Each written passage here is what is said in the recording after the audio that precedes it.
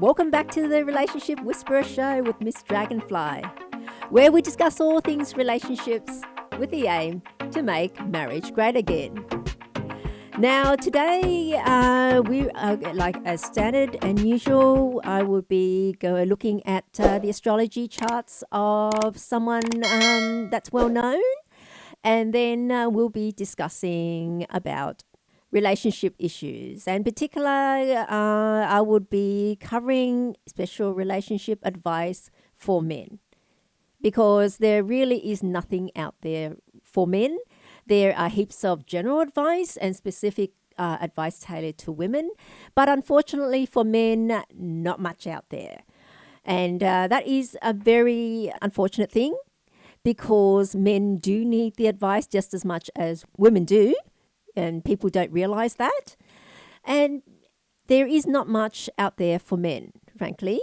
I mean, there's lots of advice with men telling other men to MGTOW. Men going their own way. Leave women alone. They're more trouble than they're worth. And just take advantage and have your fun with them, but don't commit and definitely don't marry. And on the flip side, the other side of it, we have advice for men is generally about how to pick up women. And that's about it. So there's no real meaningful advice for men out there. And I guess the only meaningful advice tend to be ones from religious organizations, I guess, and a lot of Christian and preachers, religious preachers, so forth. And a lot of people do get put off by that, especially if they themselves are not religious. And then it becomes sort of, people see it as proper relationship advice, and that's all. And serious relationships are always linked to religion, which doesn't need to be the case. Yes, there's religions generally are very family focused and so forth, but you don't have to be religious. There doesn't need to be a religious reason to want a successful and happy marriage. I guess it's all coming back to ourselves. We all want happiness and want to find happiness. And that is really not unreasonable. And besides giving relationship advice and being a relationship expert, I am also an astrologer, and I do astrology readings. And a lot of people don't realize it, but astrology and relationships do connect very well, do complement each other very well.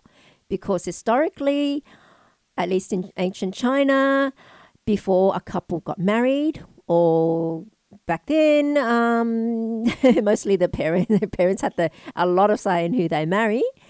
And to check things out, they usually go and do an astrology relationship and relationship compatibility analysis, just to make sure that it is a proper match. The match will be happy, and that the relationships and the couple, and especially the person they're bringing into their family, would not create disturbances and disharmony and discord, and actually helps and is at least do no harm, so to speak. And it would be even great if that person actually brings with their astrology, with their astrology charts, it actually lifts the person up, at least their husband up, as is usually the case, because women usually married into the man's family.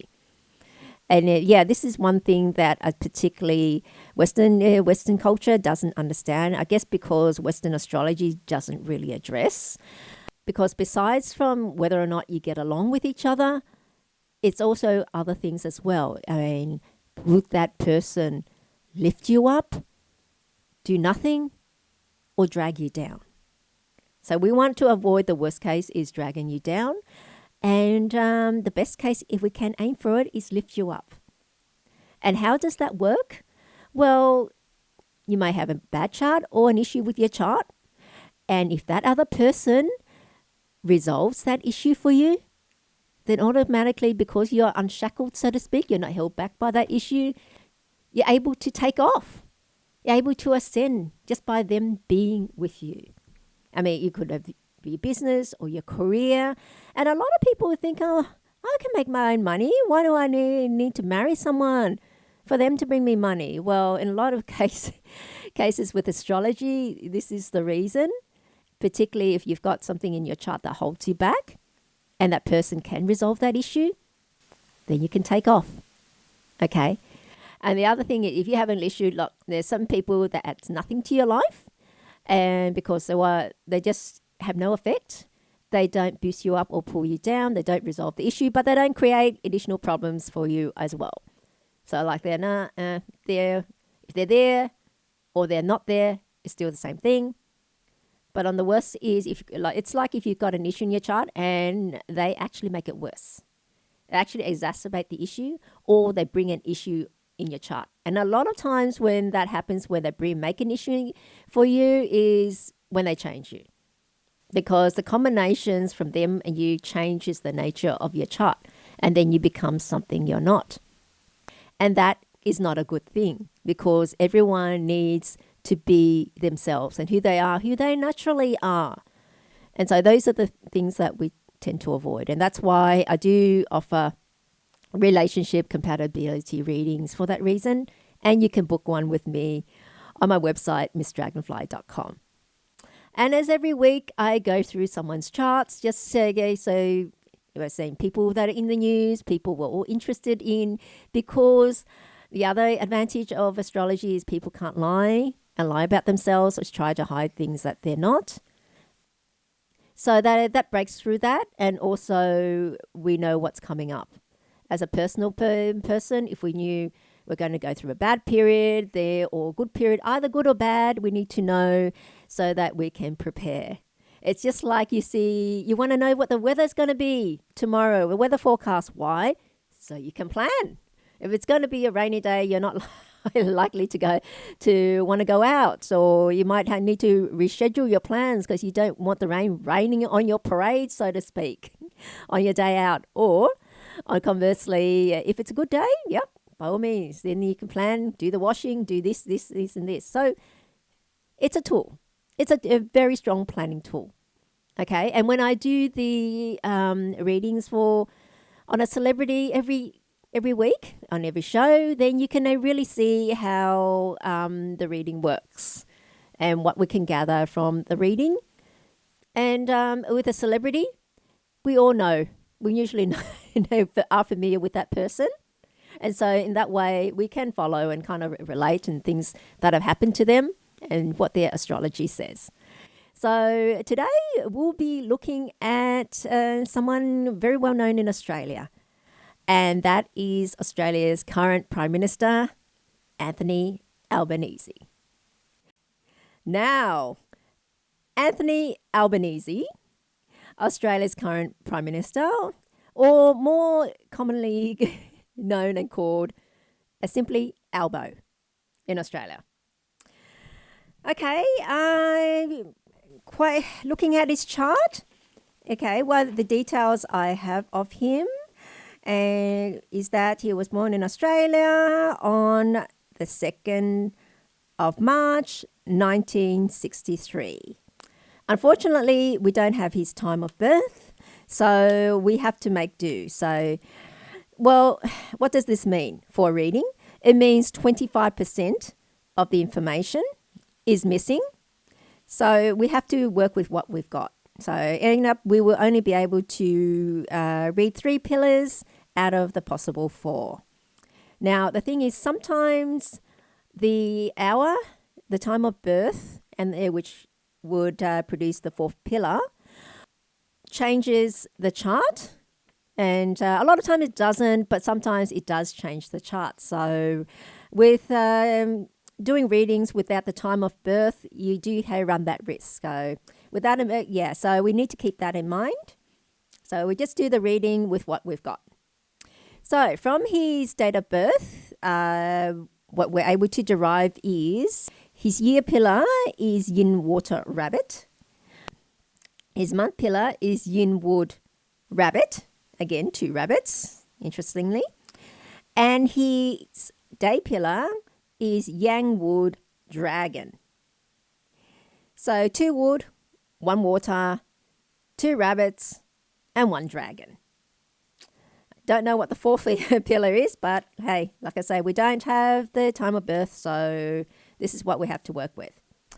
So from that, we can tell that his chart type is what we call a dominant chart, meaning wood is the primary element there. And so going with the flow, that's what he likes. That's what he likes. He likes wood. And what supports wood? It's water. So his most favorable element is then, of course, water. And second, it would be wood, supporting himself, say more of the same. The third would be fire. And the fourth would be earth, and the fifth would be metal. So he doesn't like metal and earth, and he likes water and wood, and fire is more or less neutral for him. So that's his chart. Now, looking back at things that have happened in his political life, because he's basically been a career politician. In 1996, he was first elected to the House of Representatives. So he became an MP, a Minister of Parliament.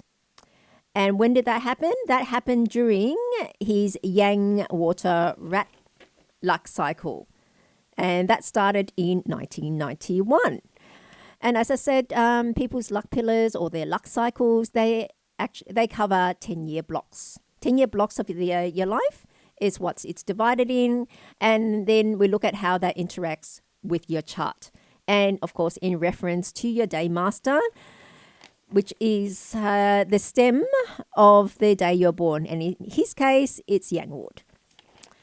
Okay, so in 1991, he entered Yang water rat cycle. And again, you see, water is his best element, his most favorable element. And the rat also combines with his dragon on his day pillar.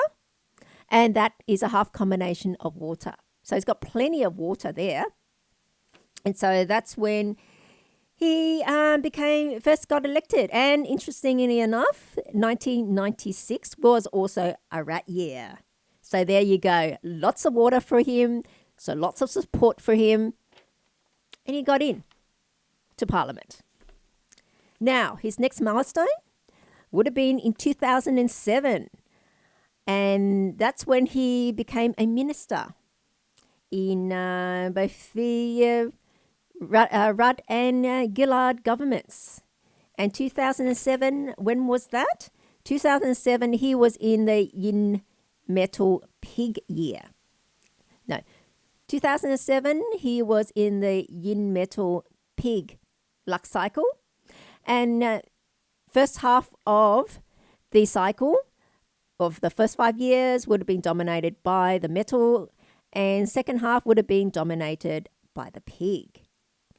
Now, so 2001 is when he started in, so add another 5 years, would be 2006 when he started the pig year, and he got elected in 2000. Well, he didn't get elected, he got in as minister in 2007. Now, the pig, why is that significant? Well, the pig, during that time, that was the time that he got in as minister. The pig combines with either one of those rabbits, and that forms a half-wood combination. And there it goes again. Wood is actually one of his favourable elements, her water and wood. So there, that was luck for him as well. So, and you know what? 2007 was also a pig year. So you had two pigs with two rabbits there combining. So you had two half combinations of wood. So lots of wood for him. So great support and very favourable time. He became minister, a minister. Certainly fits in. Okay. Now, what was the next major milestone? And that was in 2022 when we had our last recent federal election. And that was when he became Prime Minister. And when did that happen? Well, going on to the next luck cycle, or the present luck cycle, he started it in 2021, which was a yin earth rooster year. Okay. Now, you notice that it was yin earth, and yin earth, well, earth element is one of his unfavorable elements. However, that was a yang water tiger year. So he got additional water that year. So we don't always just look at the tiger. So we don't always just look at the luck cycle. We also look at the year as well. And tiger, besides that year, besides the yang water, the tiger actually combines. So what you've got is you've got a seasonal combination there. So you've got the tiger year, and then he's got dragon and rabbit in his chart. So all three of them combine and produce what we call a seasonal wood combination. And you must have all three at once to get that combination, and that produced wood. So you got water and wood that year. So that's more support. Okay. Now in the rooster luck cycle, rooster and dragon combines to produce metal. Okay. So metal for him is power. It's a power element for him. And it means problems. As you see, metal is his worst element. And also rooster is clashing with his two rabbits there. And especially you've got a competing combination as well. So with a rooster clashing the rabbits, that's been giving him problems. As you can see, recently he tried to push through the voice, that referendum where they wanted to change the constitution to firstly recognise the Indigenous population and also give them a say in all legislation, as I understand it. And he spent over $400 million of taxpayers' money to campaign and advertise and push for that the yes vote to allow that. But that was soundly defeated. When people voted, the no was rejected. And that really hurt his image, and not only that, and to a certain extent, credibility. And also wasting taxpayers' money on something like this that goes nowhere, first of all, and it's something clearly that the Australian people do not want. They had their say, they do not want. They did not want. So those were problems for him. So what about the next election? Would he continue to stay on? Would he still have a chance and retain his seat as being Prime Minister? Well, in Australia, it's actually 3-year terms. Unlike in the US, where they've got the presidential terms are 4-year blocks, in Australia, prime ministers are 3 years. I don't know why they've done 3 years, because in the States, it's 4-year terms for the premiers, but federally, it's 3 years. I don't know why they've done it that way. I would have thought it would be the opposite, or at least being the same, simply because election costs money. It costs a lot of taxpayers' money to run. So I would have thought it made more sense to make them 4 years, at least the same as the state elections. But anyway, so if the last election happens in 2022, then obviously the next election will happen in 2025, next year. So will he win? Well, let's have a look at his chart. Now, next year, 2025, would be a yin-wood snake year. So what's going to happen? Look, the snake will combine with the rooster in his luck cycle. Okay, and that would create a partial metal combination.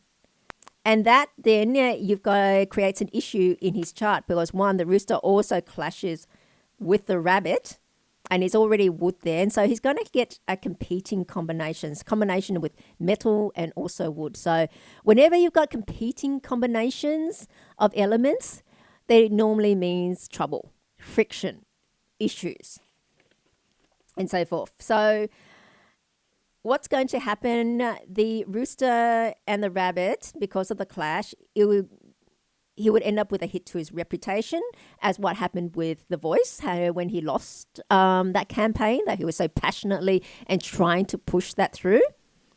So he didn't come off very well after that debacle.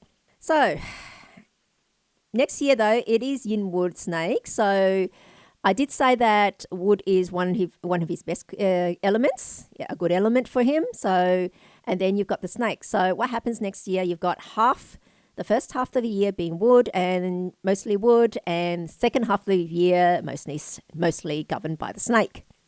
So if the election was held in the first half of the year where it's more wood, then he's got a bigger chance. However, if it's held in the second half of the year or quite like in the middle of the year, then with the problems with the snake, he would probably lose. Because remember, metal is his worst element, and snake combining with the rooster is going to cause more metal. And yeah, with the rooster continuing to clash with his rabbits, not so good. So it doesn't look good for him to win the next election, to continue to be Prime Minister after next year. Either he would straight out lose the election if he's still leader of the Labour Party, or he might not be the leader of the Labour Party when election time comes around. If you all remember about Kevin Rudd, he was knifed in the back and had a leadership challenge and basically removed from it before, and so he didn't get to stand. And it's not a pleasant thing. But going on his chart, the information that we've got, that looks likely the case for him.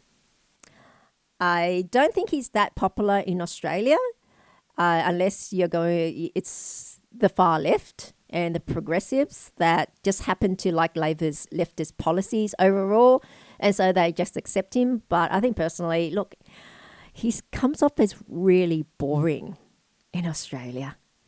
Okay, and if you look at him and the way he talks and so forth, you can probably understand why people think that he's boring. Really boring, because he is. He's boring. But, this is one of the advantages of an astrology reading. As you can clearly see, you can see where times in your chart, and the times are when you are strong. Okay, and so things likely went his way, as it's proven the point here, and also when it's unlikely to go your way. Now, that's very important and very powerful information, because generally, if things are going your way, in a strong period, things are going your way, that's when you can afford to take risks, especially if you're someone that's in business or very career-minded. If you knew, just like weather forecasts, to plan when you make your career moves, when to push for that promotion when you're in a strong period, because you'd likely be able to pull it off and be granted it. When you're having difficult conversations with your manager and so forth, like I say, pushing for promotions can also always come with a risk of being flatly denied, and then you kind of have the stain of being rejected, and then people think differently of you. If anyone's been in corporate, you know what I mean. And yeah, that's the sort of thing. Or change careers, or jump to another company. If you're not going anywhere where you are in your position, you're unlikely to advance because there's so many good people in front of you. Then if you've been considering going to another company where you might be able to leapfrog, then if you do it when you are strong, you're most likely to be able to pull it off. Or if you're in business, when you're likely to be able to start a business, if you're in strong period, you'll be able to pull it off. Like everyone knows, lots of businesses fail. I think like 90% of businesses fail within the first few years. It's very risky. And so the best thing in is to check when you're going to be at your strong times, that means things go your way. And so your business has a much better chance of succeeding. Or if you want to expand your business, that's also risky, going to different markets or into different products or so forth, or opening new stores. If you do it in your strong period, hey, you're likely to be able to pull it off and succeed. So that's the reason why astrology can be a very powerful tool in your life to get ahead. Okay. And that's why people that are the mindset, very business mindset, or have career ambitions, it's always an extremely good idea to have an astrology reading and actually request a reading in those areas. So that's one of the big things with astrology that people don't realize how much of an advantage it is in planning. And I guess even with, you see, politicians, when they're likely to get elected, if they've decided to really go for it and put themselves on the ballot or so forth, or even these leadership challenges as well, when they're likely to pull it off, or when the other person, I guess, is at their weaker point. And so if they're going to challenge them during that leaders week period, then they're likely to succeed during that time because things go against that person. So you're likely to be able to remove that person. This is one of the other, you can say, other side of astrology and what it can be used for. So very, very extremely powerful tool. And for that, I recommend even, people generally just to know about what comes up, what's going to come up in their life. Just think about it. If you look back on your life and you think, okay, I was strong, things were really going well for me that time, but really poorly during this time, then if you had that knowledge all the way back then, you'll be able to plan accordingly, and you'll be able to avoid those pitfalls. So go for it and really push things to advance during your strong periods, and really during your weaker periods is keep the status quo, keep low, don't take any risks, so you minimize anything that can go wrong, because during the periods when you are weak, things that are likely to go wrong tend to go wrong. So you don't want to give them a chance for things to go wrong. So, that's the advantages of astrology and the readings. And you can book one with me on my website, missdragonfly.com. Now, part of making marriage great again is having to bring both men and women to the table to start connecting again with each other. And I've spoken quite a bit about feminism and how that actually blocks women from marriage. And now the flip side, as I mentioned, is the MGTOW movement, short for men going their own way. As I said, it's been a response to feminism, whereas men that's been burnt usually more than once. And kind of like you hear the term once bitten, twice shy. Well, it's either once or twice bitten, very, very shy, or actually not shy, but now quite aggressively pushing back. And they've sworn, those MGTOW men, as I say, they're sworn off commitment to women. The only thing they have anything to do with women is just to have fun, and that's it, no commitment. Because they say they're all the same and they get nothing out of it. And the older ones teaching the younger ones that, and all that information gets disseminated and passed around in men's groups and forums. Now, I have to agree with a certain extent that especially women that have been following modern feminism haven't been conducive to being team players in the marriage, because marriage is essentially is a partnership. It's about being part of a team. So you cannot be selfish if you're going to be part of a team. And this is another thing, the reason why I've said that MGTOW men have encountered and experienced very bad relationships is they have chosen incorrectly. And for that, I was given a lot of flack by men and saying they were nice to begin with. They suddenly changed. They became extremely toxic. It's not about not choosing the nice girl. They're all the same. They start off nice and then become toxic.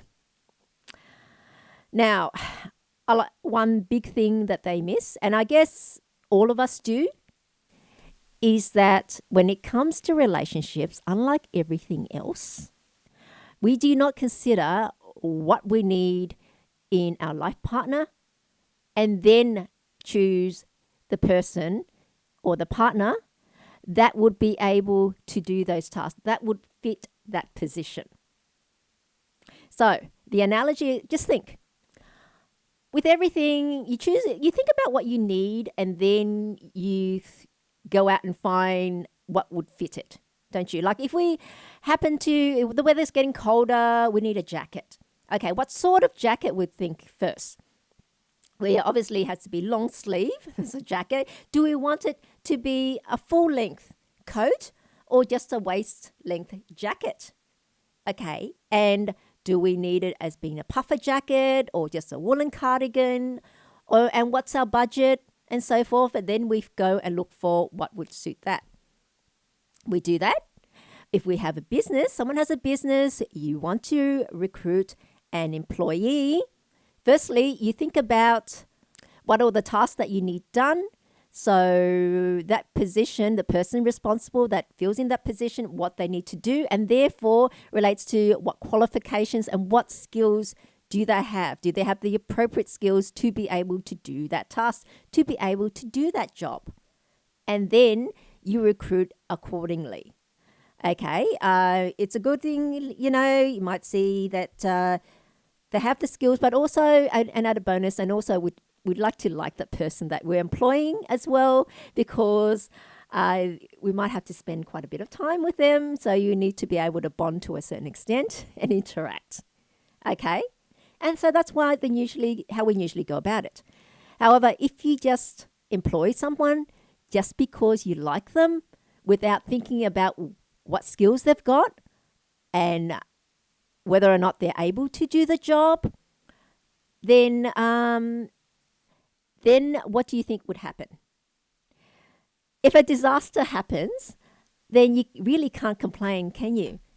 Because you did not choose them on the basis of whether or not they had the skills to be able to do that job that you need them to do. Okay, and that would affect your business, be a disaster. However, a business with an employee, they'll just affect your business.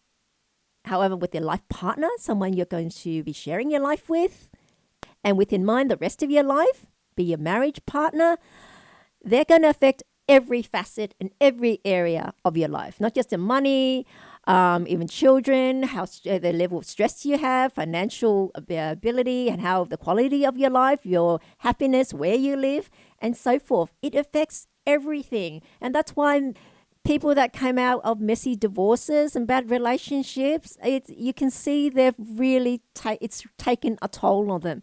And sometimes it takes them quite a while to get back on their feet, either financially or emotionally. It really gives you a big hit. So, and the thing is, it's not given the importance that it needs to, who you actually choose to be your life partner. We're all guilty of that. We don't think about, firstly, what we need in a partner, and then look for the partner that can fulfill what they'll feel and be able to do all the stuff or the things you need your life partner to do to be able to create happiness within yourself. Okay, but that's something that we need to do. It sounds unromantic, but the flip side is just like with so many divorces and bad relationships, because we've just chosen on the basis of if we like them. And just like employing an employee, just because you like them and it turns into a disaster, can you really complain? And like if we've chosen our life partner based just on the basis whether or not we like them, and it turns out to be a disaster, can we really complain? It relates to really, it's on our own fault. It's hard, it's difficult to admit it. And I think a lot of those MGTOW men bristle at that thought, like they bristle when I bring the subject up. But that is the reality. And it's not just MGTOW men, we all do it. We're responsible for choosing that partner in the first place because we did not consider all the things we need and we did not choose on that basis. Okay? It's very, very important. Though, for a lot of people, it's very hard to be able to think about what you actually need because, unfortunately, we haven't been trained how to choose our partner. Not by them, certainly not by the media or society, and not even by our own parents. They don't actually teach us and explain to us what your partner, the qualities of your partner needs to have to be able to have a happy marriage, and so you can be able to do the things and the tasks that would end up giving you a happy marriage. And a lot of people, I guess, don't really think about how would my partner be able to be happy. And a lot of people don't think how would my partner's actions and their skills and all that be able to ensure a happy marriage. Well, first and foremost, they need to have the mindset and understand that this is a partnership. A marriage is a partnership because a lot of people don't look past the wedding. Especially women, a lot of women, I guess, just fall in love with the idea of having the wedding where they're the center of attention for at least that day, and they end up able to dress up like a princess in the big wedding dress because that's the only occasion they're able to dress in like a ball gown dress for a lot of people. So you understand that. But it's more than just that. You have to know that you get into a partnership. And what's the most essential thing in a partnership? You need to act as a team. You have to have that mentality that you're going into a partnership and you're going to be a team member. The team and the marriage is bigger than yourself. It's bigger than the sum of its parts, your two people. You work together to create the life together, to make the partnership, the marriage, and your life together the best that you can be. Okay? So knowing that is what you have to go into marriage with, that mindset, and make sure the person that you've chosen also has that mindset. It is so important. And I know, like I said, unfortunately for men, they have very few advice and resources and few avenues that actually give relationship advice to men other than stay away from women from the MGTOW movement. And there's also another service for saying teaching men how to pick up women, how to enjoy and pick up women. And just those two are just about it. But none really sits down and tell them what they actually need in a partner, and to be able to go out and find and identify them. Identify those traits in the women who are your potential life partners before you make the commitment, before you choose. How to choose. Okay, what to look for. These are things that men need to know. Very important, so they can avoid the situation of messy divorces and so forth, and end up having to go MGTOW, which is basically a life of being alone. Now, I know a lot of men said they're happy being alone and so forth, but as humans and as people, we all want to be loved. Now, who would say they don't want love? We all want love. Okay, but at the same time, I know marriage is not for everyone. It's just like not everyone's cut out to work as part of a team, because that's what marriage is. So marriage brings immense benefits, okay? But at the same time, it's not for everyone. Because remember when you were in school and had to work in a joint project with other team members, there's always slackos and people that don't really want to be there. So that's why the analogy I draw is just the same. Like not everyone can be selfless and put others before themselves, because that's what you have to do in a marriage. So that's why not everyone should be married. Okay, it's not for everyone. However, it can bring immense benefits. You know, just like having multiple people working on the task rather than just yourself. It gets lonely. And also, when you've got help, you get there faster. You're able to finish the task faster. It comes easier and so forth. And so it brings up absolute immense benefits.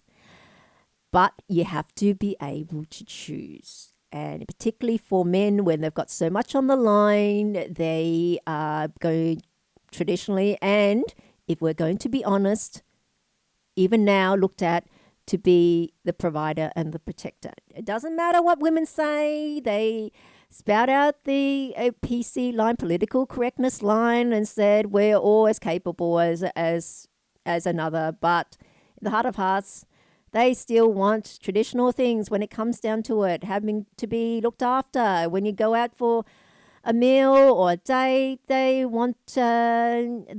like the man to pay as well. And that is a part of being looked after.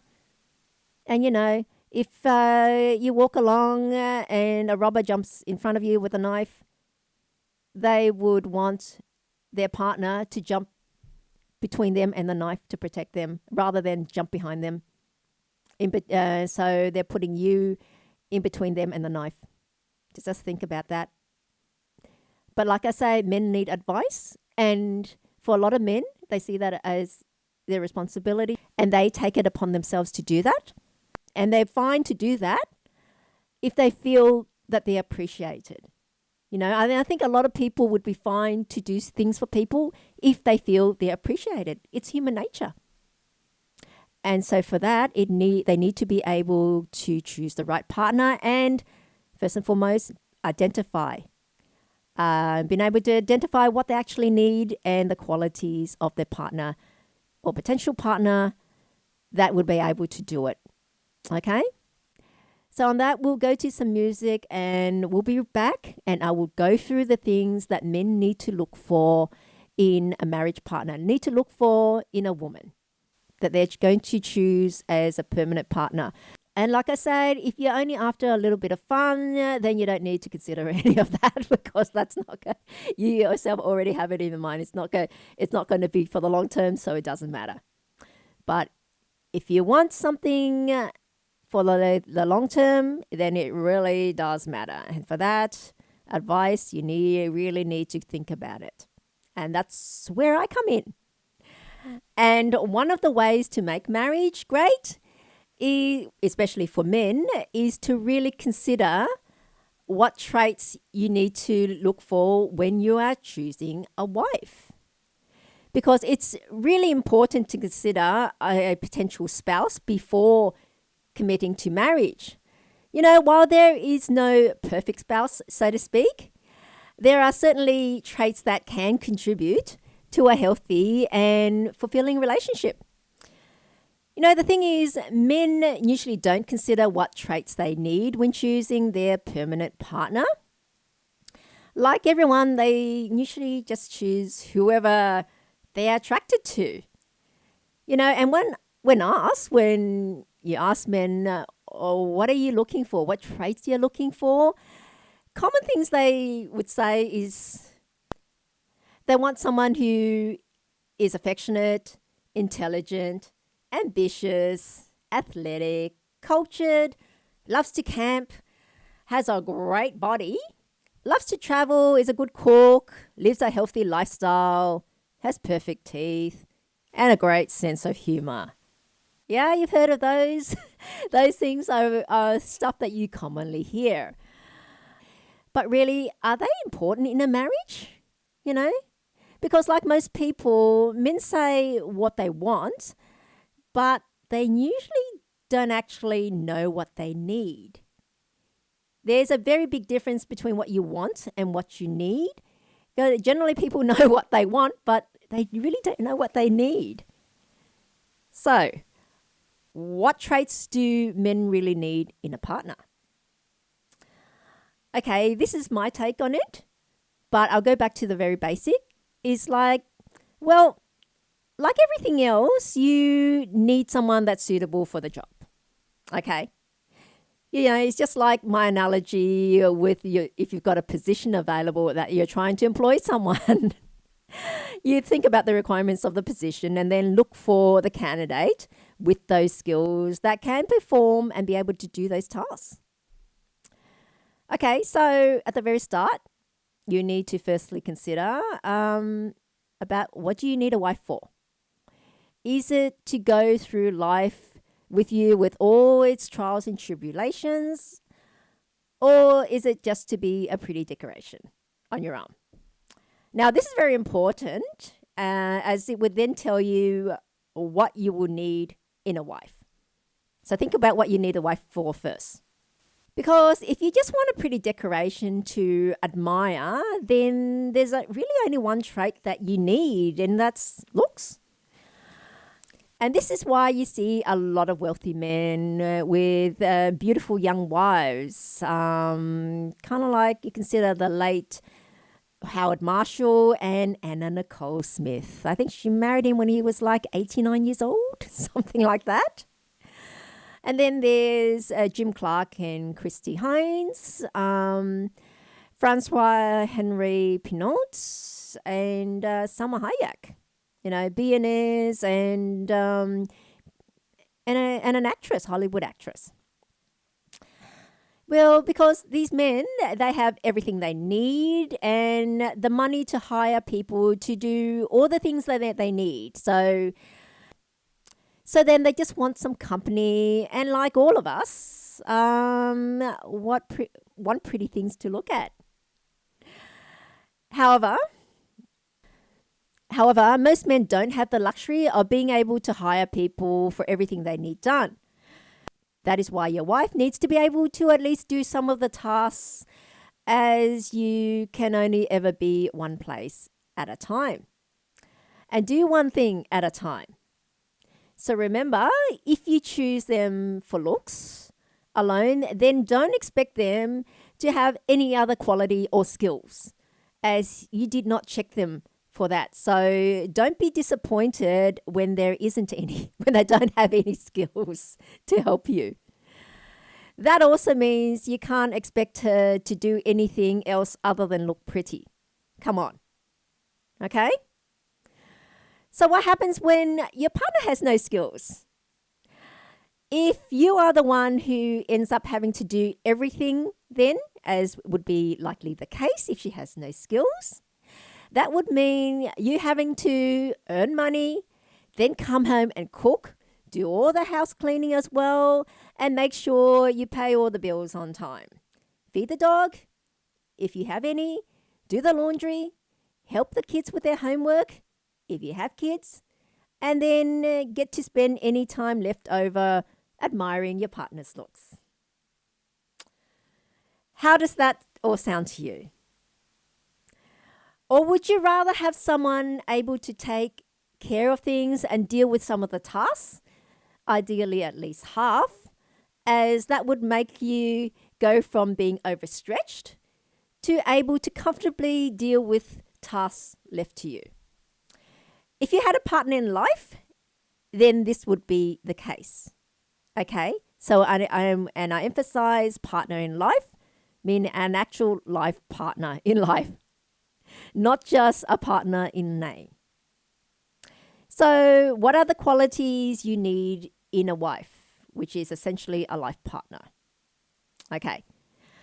Well, the first quality I would say is you need to check whether or not she's good with money.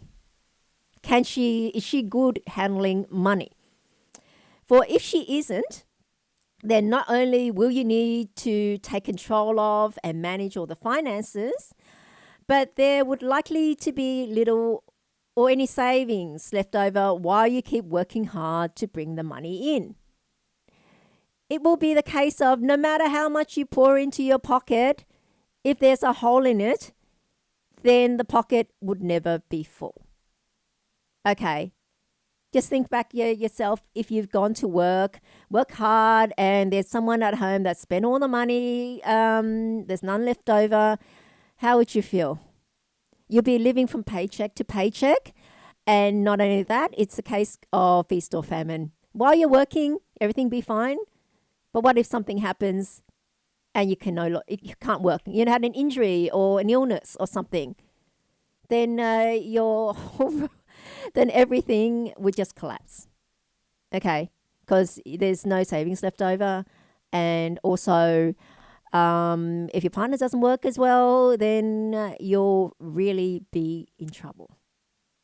So that's why she needs to be good with money. And if someone takes care with the money and makes it stretch as far as she can, and then there's bits of savings left over, then, as yourself, you would not feel any resentment, to being the one working, would you? You feel like, yeah, you've been appreciated, and then you don't mind continuing to do that. However, if someone just wastes all the money that you bring in, okay, or mishandled it, how would you feel? Resentment, at the very least. It's human nature, so just think about that. Now, the next point is, can she cook? I know this sounds very archaic, expecting the woman to cook all the time, especially in this day and age when we've got society, or actually or at least mainstream media and so forth, trying to push for women to do more of the traditional male tasks and men to do more of the traditional women tasks. So you're going to all be equal. I'm saying, why? What is the point that you're trying to prove? Because generally women are better at cooking than men are. Okay, that's generally the case. I know the top chefs are predominantly men, but that's because it's a job, and because the kitchen, in a commercial kitchen, it's very long hours and you're on your feet all the time. It's physically draining. I mean, they can work 18-hour shifts, out of 24 hours in a day. It's very draining, and men have more stamina than women. So they're able to continue going. So that's why they end up at the top. A big reason why they're at the top. But as an average, women are generally better cooks than men. And consider it. If she can't cook, then you're going to have to do it yourself when you come home from work, okay? Or accept a life of takeaways and sandwiches. And that is a very bad diet over the long term, and that would undoubtedly affect your health. Now, a lot of women have swallowed the Kool-Aid, so to speak, from feminism, and some of them I hear see it as almost a badge of honor, and they're proud to say that they can't not cook.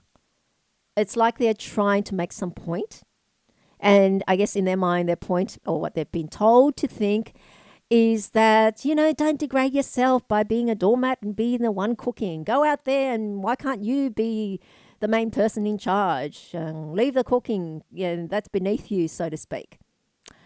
Well, that's a job that someone's got to do it. Okay, if she doesn't cook, then you've got to cook. Can you afford to eat out every day? And like I say, eat out and takeaways.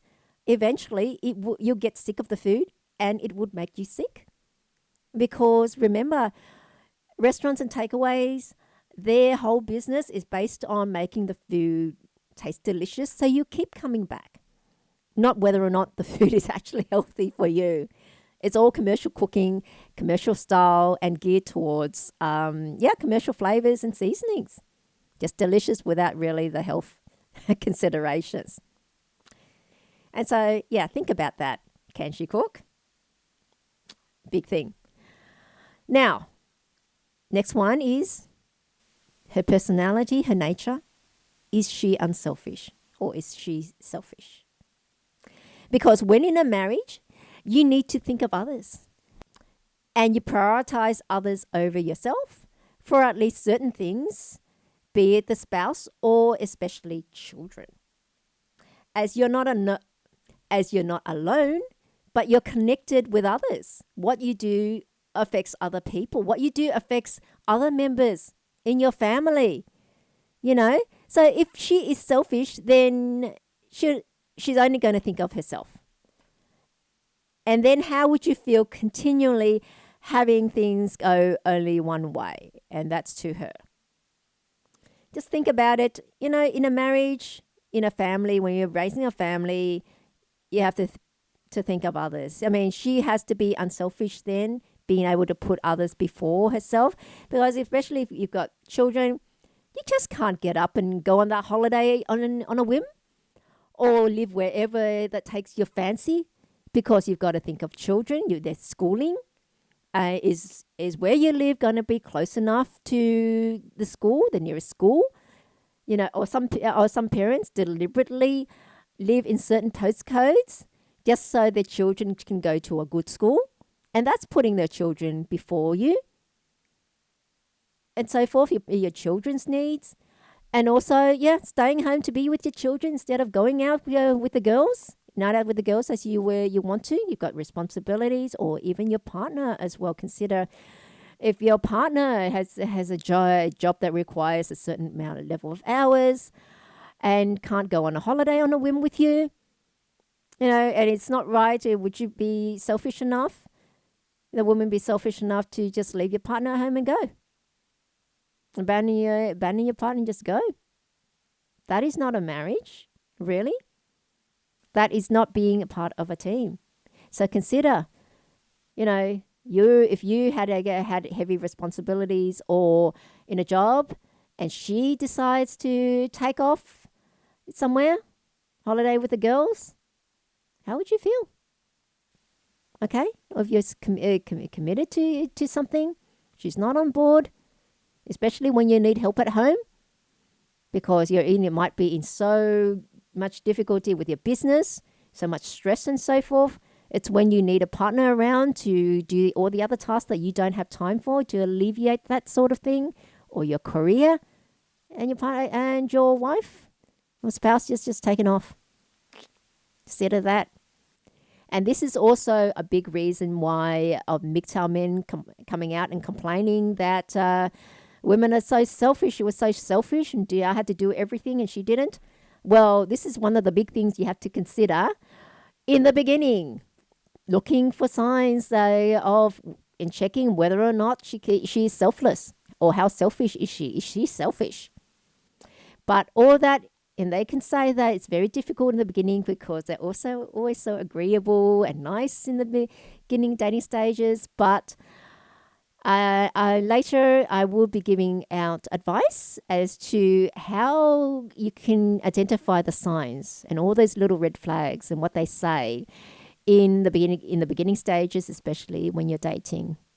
Of course, the actual best way is to have, like going straight to it, is to have a relationship analysis reading done. Then you'll know whether or not it's a goer or a knower. Okay? But now the next point is she settled in her personality, or is she still wild? So what does that mean? Well, is she restless and still needs to find the world or find herself? Then is she going to be happy settling down in one place?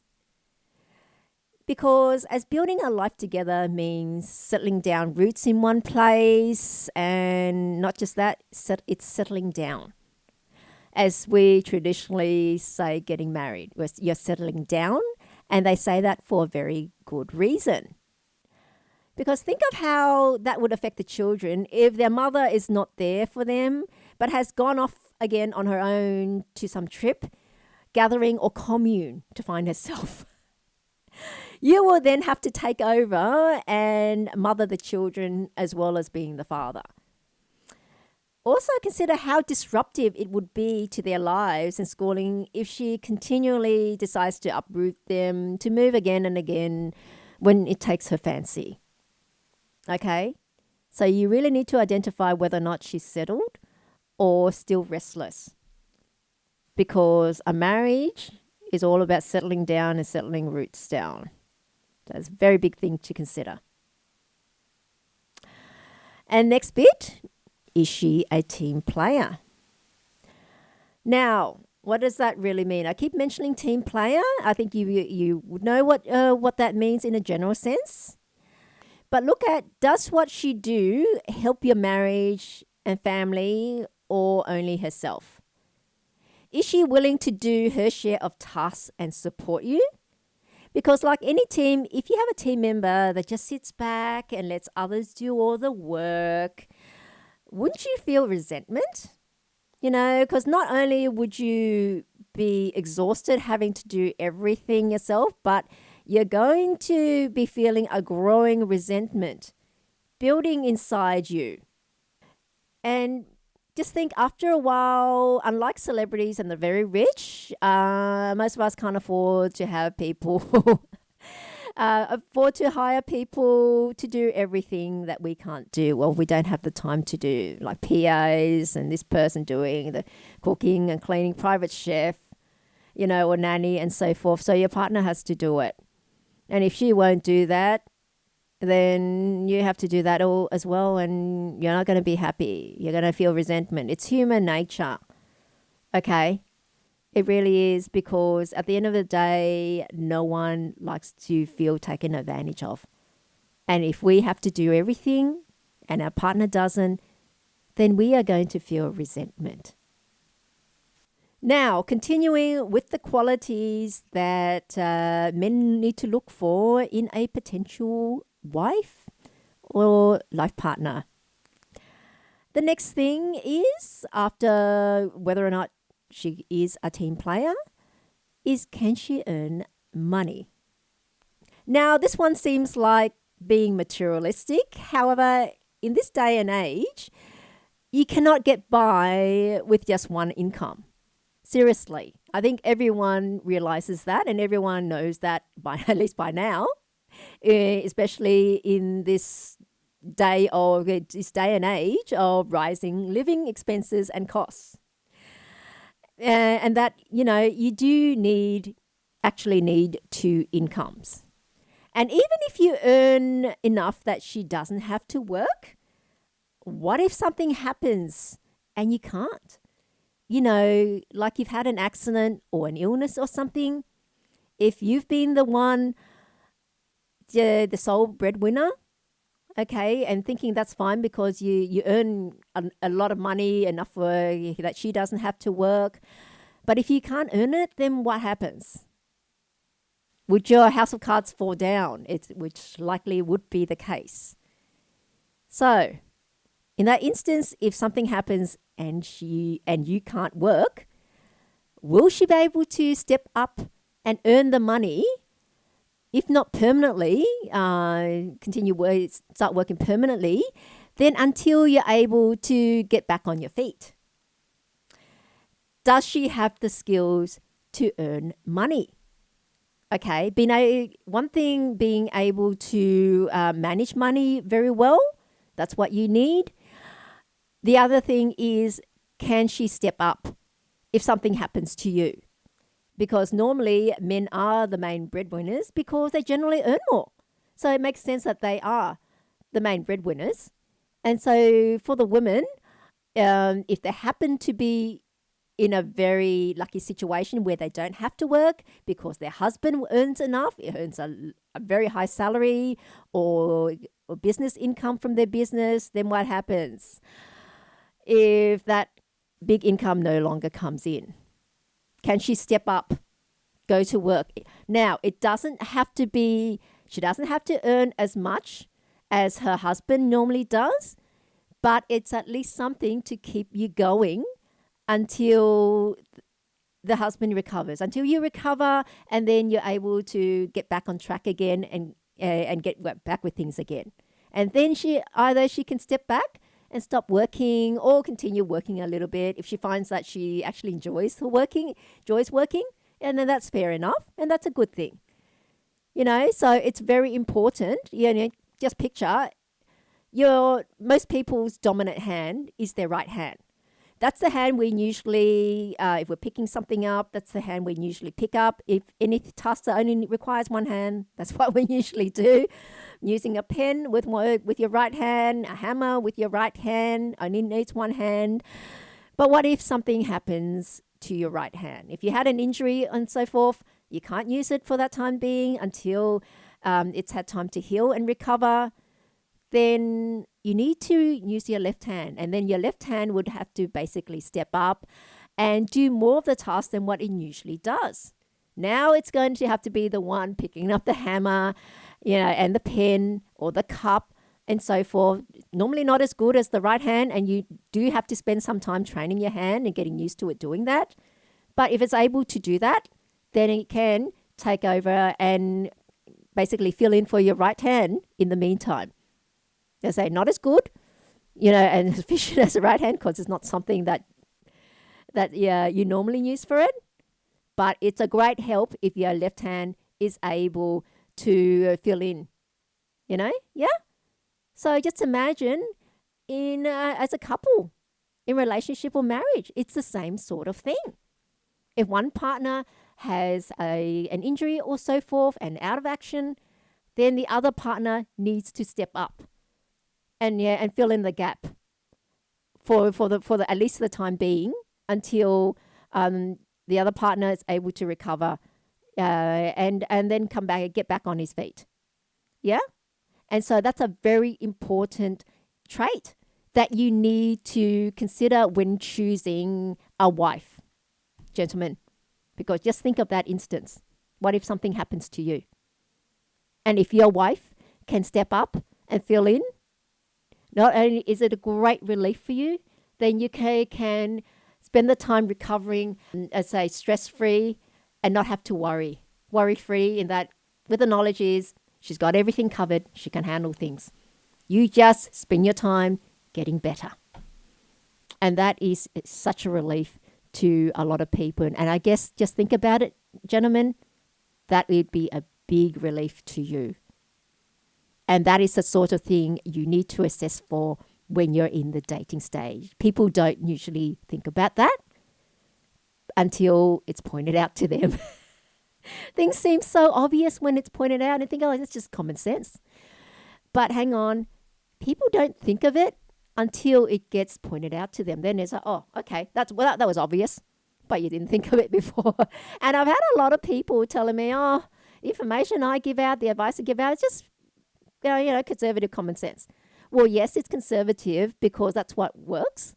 And secondly, it's common sense, but it wasn't common sense until it was pointed out to you. You didn't think of it before, did you? Like a lot of things, you don't think of it until it's pointed out. So, overall, it is important to find the right partner and a wife with the traits that I mentioned that would be compatible, supportive and loving to you, to provide a loving relationship and marriage. By considering these traits, you can increase the chances of finding a fulfilling and healthy relationship and marriage. You've really increased your chances of this marriage being a success and having a golden anniversaries. Like we see a lot of couples that have been married for a long time and have golden anniversaries, and we are so envious of them. And what do they commonly say? Well, my partner is my best friend. How do you get to be best friends?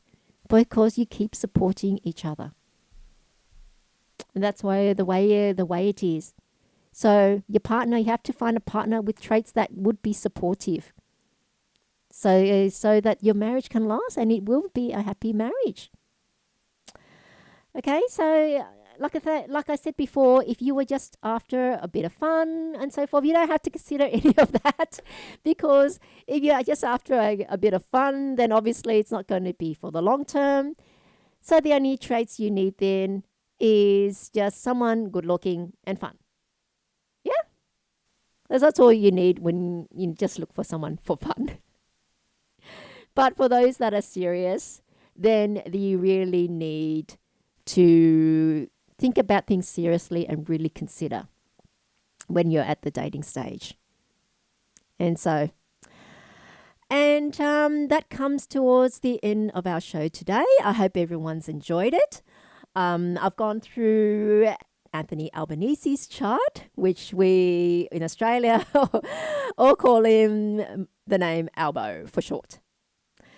Looking at his chart, he's done pretty well for himself, and it's all aligned with his chart. He is a dominant wood chart, And so his most favorable elements are going to be water and wood. And that's really happened for him when has had his milestones in his political career, like being elected to the House of Representatives, becoming a minister for the first time in the Rudd and Gillard governments, and then finally getting the top job and being Prime Minister in 2022.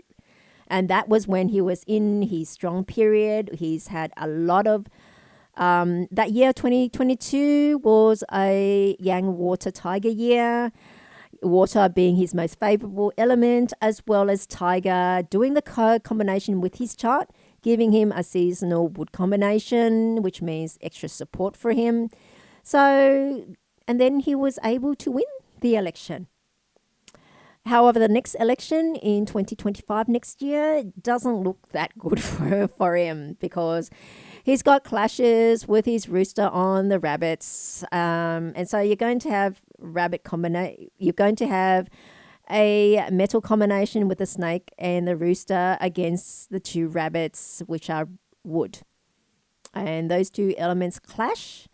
And so when you have clashes, it's normally not good, and it affects also perception of his reputation and so forth. And his reputation took a big hit when he was pushing for that Yes campaign for the voice, Indigenous voice. And that was utterly defeated and lost a lot of credibility and wasting over $400 million of taxpayers' money just for this nonsensical thing. Ended up resoundingly rejected by the population. All that money down the drain when it could have gone to hospitals, schools, and so forth. And so then, he probably won't.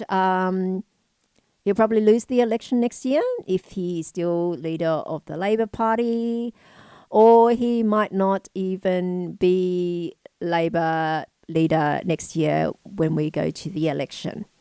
I say he might be, say, removed before then. Like Rudd was removed at that time, Kevin Rudd. So that's him in summary. And like I said, an astrology reading that would pick out be able to tell your strong and weak periods are very useful, especially when it comes to planning your life and definitely your career or business. So always a good idea to get a reading done for those things, at least to get know when your strong and your weak periods are. And you can book a reading with me on my website, missdragonfly.com. And the other thing is that with all the relationship advice out there, men have not been properly serviced. I would say they have been given a big disservice by not actually having true relationship advice. Because on the one hand, you have this MGTOW movement and men telling other men to stay away from women and not commit to them because they're more trouble than they're worth. You get everything sucked at, having to put and work for everything, and in the end have everything taken away from you through a divorce, so why bother? And the other side of the coin, the other, I should say, advice to them is how to pick up women. And that's it. So men have been terribly underserviced in regards to relationship advice, and that's why I provided it today. And because the one big problem that we all have, and the one thing that we all do, men and women included, is not actually think about what we need in a partner and then find the partner with the qualities, the traits, and the ability to be able to do the tasks that we require our life partner to do. To be, like you're saying, even in business or something, if you want to select a partner that would actually bring in additional skills and then they'll be able to do something that you can't do. Like, it's just example, say 2 carpenters going into business together. There's no much point in that. You can say one carpenter in business, you have to do, you're only limited by what you're able to do and achieve because it's carpentry. That's it. So if you took in someone You need to pay if you're going to expand your business and make it bigger and better and an easier job for you. I guess you can bring in another partner in your business, and then you have to consider whether or not that partner would be a team player. Have all those qualities that would help you. And by that, not having do exactly the same thing. Like if you're a carpenter, you want to expand your business and grow and do other things, you don't bring in another carpenter. It's just more of the same thing. It would be far more advantageous if you brought in a plumber, say, or a roofer or something else with another trade, and then you can do a lot more things and offer a lot more services. And it's the same thing in a marriage. Bring the person in, one, that need to be a team player and have that mindset. And secondly, be able to do the tasks either you don't have time for, or bring in additional skills that you're not good at. And particularly, it's the additional skills that is going to help you as well. And that I will cover in a later show, particularly going through the skills. Like today, I covered what you essentially need in the partner is, it's the mindset and certain skills, money skills, able to bring in money, be a team player, able to cook, which I was saying, look, this is one thing. People say, oh, it's so archaic expecting women to know how to cook.